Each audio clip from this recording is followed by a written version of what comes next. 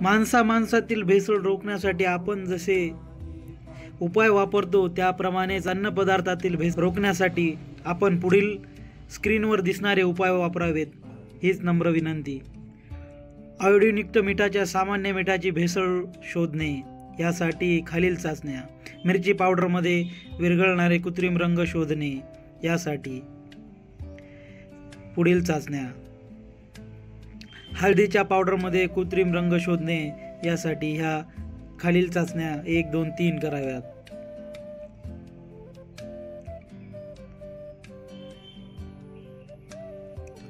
तसेच दुधामधील युरियाची भेसळ शोधणे, यासाठी खालील चाचण्या कराव्यात.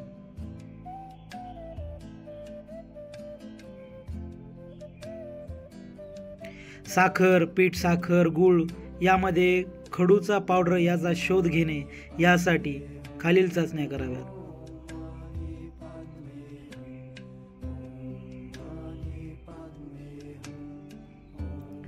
चहाच्या पावडरमध्ये बाहेरील भेसळ शोधणे, यासाठी या खालील चाचण्या या 4 प्रकारच्या करून तुम्हाला यातील सत्यता पडताळता येईल.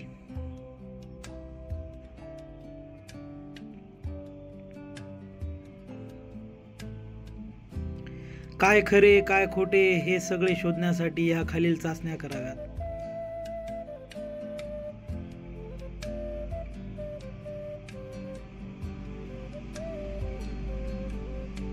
अन्नपदार्थात होणाऱ्या भेसळीला रोखण्यासाठी खालील चाचण्या तपासून पाहाव्यात.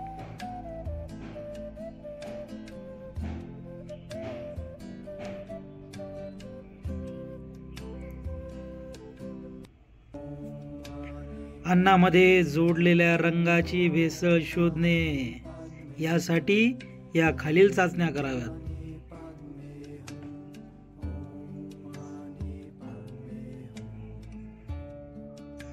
सामान्य मिठामध्ये खडूच्या पावडरची भेसळ शोधण्यासाठी, हे माहीत तरी होतं का खडूचे पावडर बी वापरतात, हे शोधण्यासाठी खालील चाचण्या कराव्यात. थँक्यू.